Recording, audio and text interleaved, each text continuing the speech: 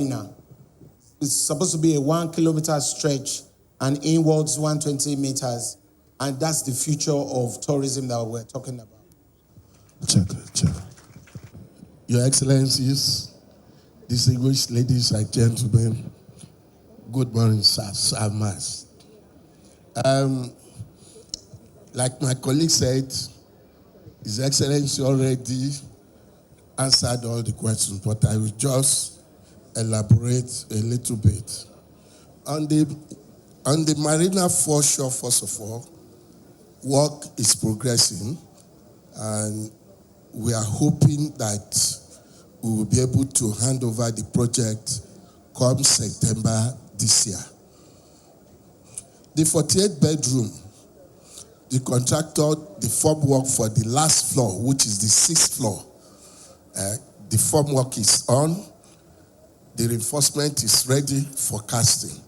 So hopefully before the end of next week, the 6th floor will be done and roofing will commence. On the 3 roads, so I'd like to take it, I use my word holistically, because the reason I say this is that if you look at Ojo axis, starting from Irede, through Olojo Drive to Ojo Egbede by Afromedia. Then from the express itself, through Iyanora to Afromedia, that is the program we have. Inside Ojo itself, we've already captured, because we've injected over 20 third rows within Ojo to the jetty. So the roads highlighted, yes, they are in phases. We are mindful. We hope by next budget, we will take Ajangbadi, Salami to the next phase. Hopefully by the next future phases, we'll be able to complete the network. Don't forget that between Irede and Olojo Drive, we still have some hanging fruits that we still have to plug. So that is also ongoing. And without that link, we cannot complete the network. So this is just to give you an overview of what the state has in mind. And that is exactly what we are doing. In addition, even in Badagry here, although Prof did not mention it, the bridge, that is the Imeke stream itself, the bridge is at an advanced stage now. And that is the phase 1. The phase 2 is to link it to Whispering Palms. If you go there today, as at today, the bridge has attained almost 70% completion. And we are in the process of hosting the beams for the bridge deck. And part of the bridge deck is already in place. So we are working. We are focused. So you just continue to pray for our governor. And that's why that slogan, Ìtẹ̀síwájú ìpínlẹ̀ Èkó, ló jẹ wá lógún, ló jẹ yín lógún, ló jẹ mí lógún. So pay your taxes. Thank you. God bless you. Your Excellencies and the very good people of Lagos State, good morning. Let me first sincerely appreciate the people of Badagry. It was one of the major successes that was recorded by the police. The good people of Badagry, the hunters, the vigilante, were behind us and they supported us. And that remains one of the major achievements this command has recorded. I also want to sincerely apologize to the gentleman whose grandson or child is missing. We take responsibility. But I must tell you, just like His Excellency has said, it was when I read that in the newspaper And of course, it was when that woman was arrested that majority of the women trooped to the station to go and make one complaint or the other. Some of them have been hiding this. We suspect it could be ritual killings. If you don't bring those things to our notice, we will not know. I read it in the newspaper yesterday, and I've asked that they should aggregate all the cases together, and the state CID Panti will take it up, and I would give it my personal attention. We'll get to the root of it, and we need the support of all of you. With regards to alcohol, there is a law regulating the sales of alcohol, the Liquor Act. And of course, there is what they call off and on licenses. We do enforce. The task force has also been enforcing. It's just like His Excellency said on TVC the other time. Some of these laws, the patronizers are also guilty. And of course, we carry the burden of this nation. That is why all what we are doing has been responsible policing, responsible enforcement. We need to balance closing some of these shops, some of these alcohol outlets, with getting people out of jobs. And of course, if somebody is selling alcohol and they don't foment trouble there, if we go and close his or her shop, it will amount to us getting that person out of job and out of earning a means of livelihood. We intensify our effort on that. We've started in Festac. The area commander in Festac actually went around all throughout the weekend to lecture people on what the Liquor Act is. And we do tell them that, especially for police, that if you sell alcohol for police in uniform or any security agencies, security agents will arrest you. So we'll continue to balance what we are doing, and we step up our enforcement on that. The same gentleman that said it's difficult reporting cases to the police, I must say that you are not attuned with what we are doing in the Lagos State Police Command. I came here to Badagry here to have a town hall meeting, and everyone that was present, including the executive secretaries of what made Badagry, they were there. I distributed this. This is the telephone directory. It is unique. It is only in Lagos State Command that we acquired, with the support of His Excellency, desktop telephones. Because some of you have only the telephone numbers of DPOs and area commanders. But we went ahead with the support of His Excellency to acquire desktop telephone to replace what NITEL used to have. The 107 police divisions in Lagos State with 13 area commands have a desktop telephone, and I've been distributing this anywhere I visited. We had asked the executive secretaries then that what we want them to do is to reprint this so that any citizen can walk into any police station, any local government secretariat, and pick it. And beside that, I'm here before you. Some people will attest to that. If I bring out my telephone, there is nowhere that I've appeared that I don't give out my personal telephone number. I have chains of SMS that people do contact me, and I'm telling you, my conscience will judge me. God Almighty will judge me. If you send SMS to me, you call me at any time, I pick. So it is not as if we are hiding. If you go to any police station and they ask you for money, or they say they don't have a vehicle, send me SMS. People have been doing that and have been responding promptly. So we'll continue to seek your support in order to make sure that we improve on our services that we are rendering to you. Thank you.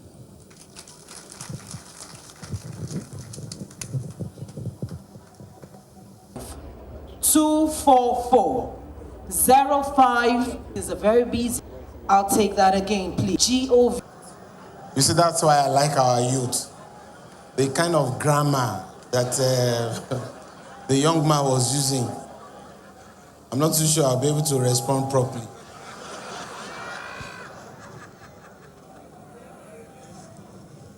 But very good. Want to thank all the people that came out. Also want to thank people with disabilities. Like we said, if we had done it just the way we were doing it before, there was no way we would have gotten 4 questions or 4 people coming from that particular group. That's why we decided that let's give each group some level of importance. And I'm happy that they came out with very constructive questions and also suggestions that can actually improve our level of governance. I want to once again thank Dr. Waheed Oki. He's been living in Badagry here for over maybe 30 years. He has one of the biggest clinics in Badagry here. And just like what he asked, all they are trying to do is to find a way to support government and then actually help us with our drive for government of inclusion. Like he rightly said, he submitted a proposal to allow SAR on turning challenges to social and economic assets. Ended up in Ministry of Agric, and then Ministry of Agric adopted and adapted that program, and then it's neither here nor there. But where are we now? It's talked about Abia Farm, that's where it is. But I want to implore the management of Ministry of Agric that before we go, they should take that proposal again from Dr. Oki and then look at it in the way and manner he had envisioned it and see how many of the people with disabilities that we can reintegrate into that program, and if need be, rekindle it and then move forward so that the original concept of what he wanted can now include other people with disabilities. And I promise that I'll support it. To also say that Dr. Waheed Oki actually sponsors a Scrabble tournament in Badagry for secondary schools. So we'll tell from here, the special advisor for sports will take over this tournament in the name of Dr. Waheed Oki. And from next year, I will make it bigger, maybe to cover other divisions as well. So in his name, we also do that to also encourage other people with disabilities to be able to stand creative, and then we'll support them as we move on. I want to say a very big thank you to Latifat.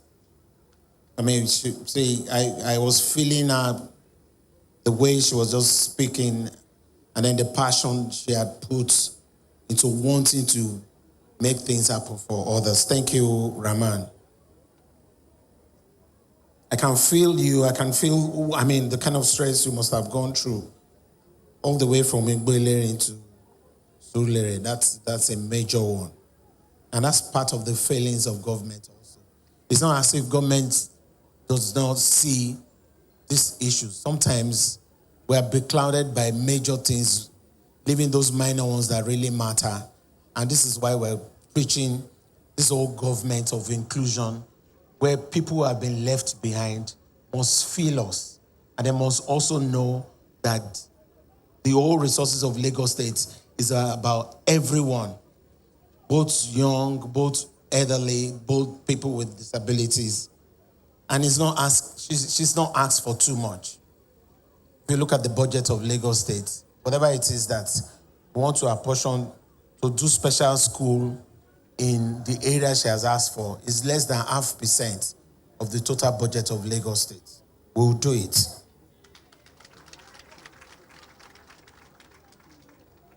I'm going to use that also as an opportunity for in charge of Ministry of Education, and then maybe the people in charge of youth and people with disabilities, to speak in a larger context as to what we intend to do in the next 11 months. So much has been talked about sports.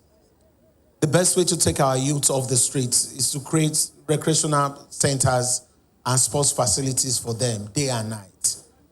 It's more than the investment on roads, because that's the only thing that creates a balance, health balance and mental balance for the younger ones. Facilities and equipment for people with disabilities.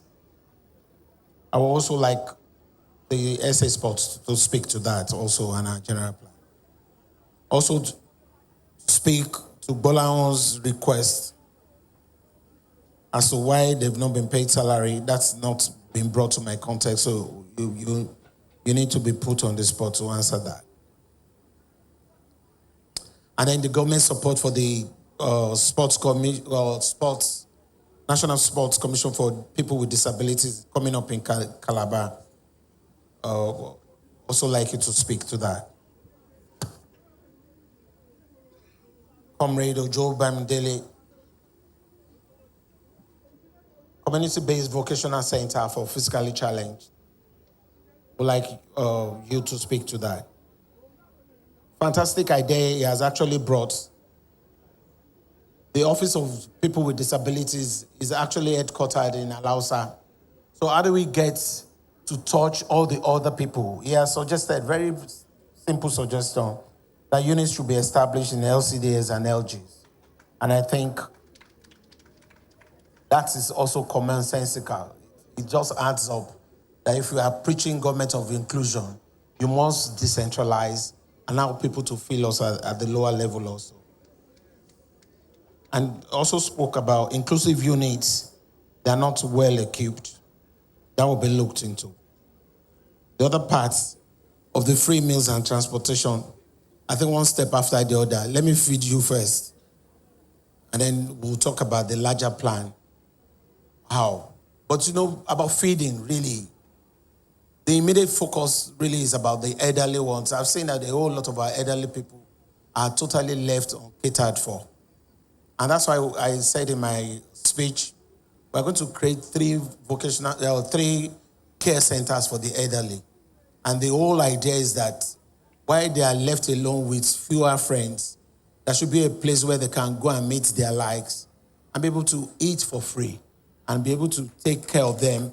We'll do clinic, a complete center that really takes care of the elderly people and really give them hope that beyond the fact that you are not taking pension, there's a place that cares.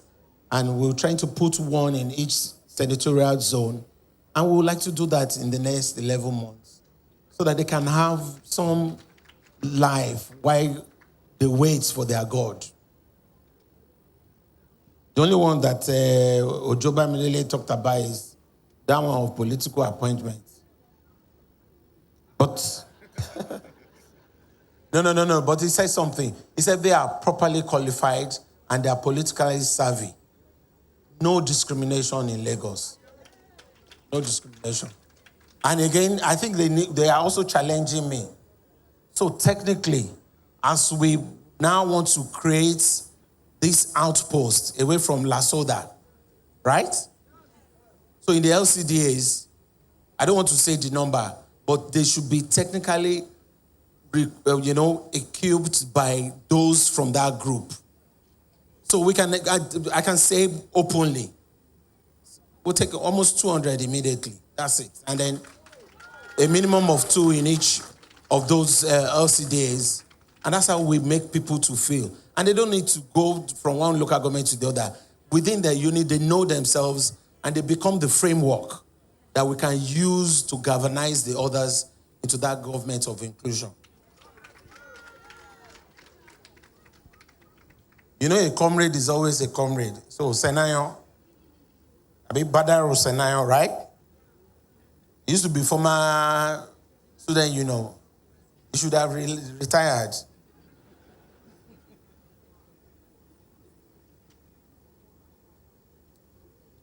You've actually told us about the electricity challenge. We made a commitment. The Commissioner for Energy himself will come and say that or talk to that also. He put on the light yesterday because I was coming. So let him come and answer why he did it. The Deputy Governor will talk about schools. And then the issue about the customs high-handedness on smugglers. I like what he said. He said, why should we use illegality to top up illegality?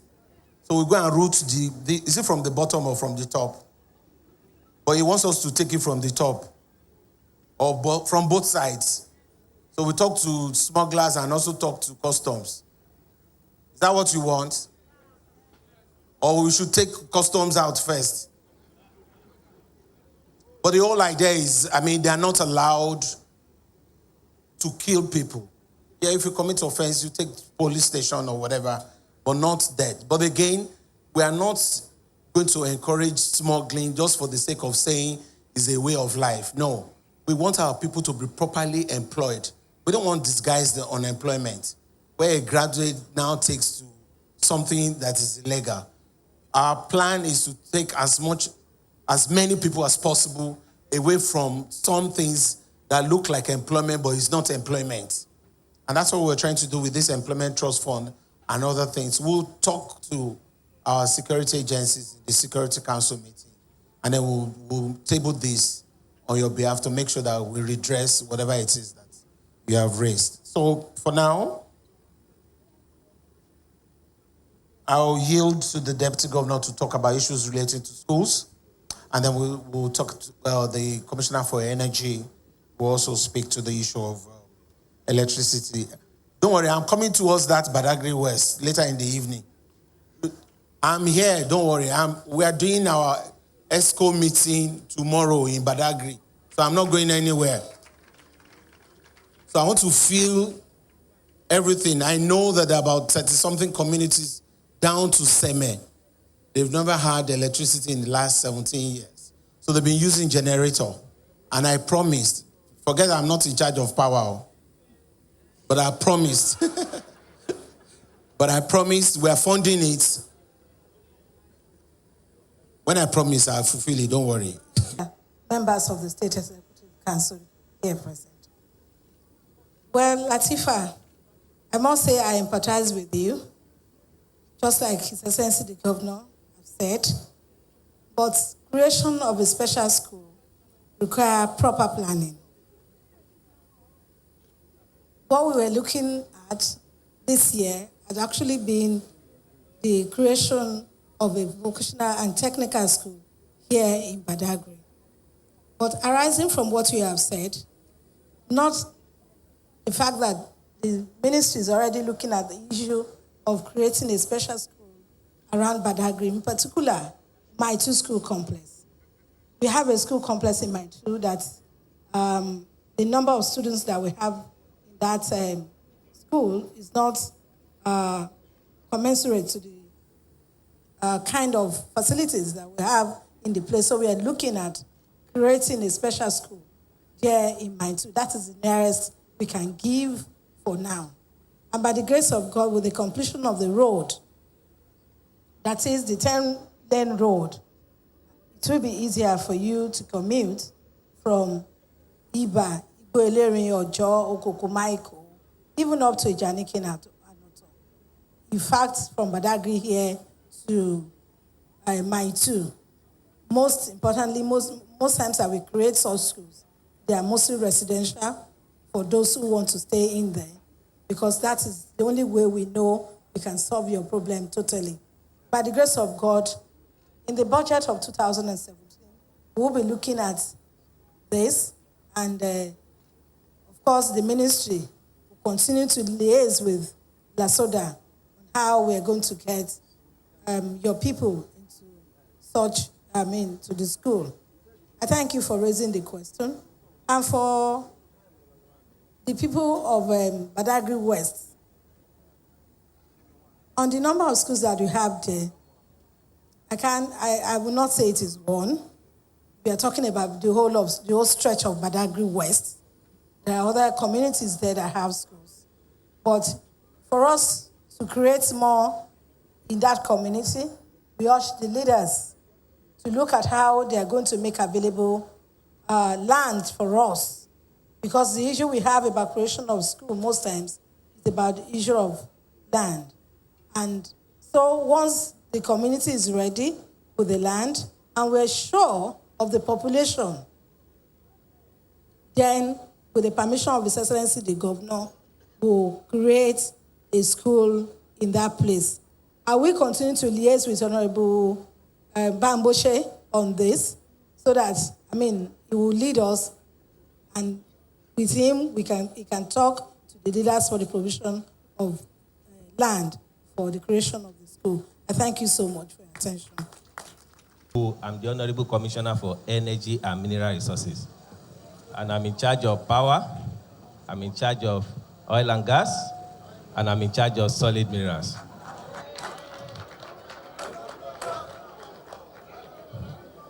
But don't call me a super commissioner.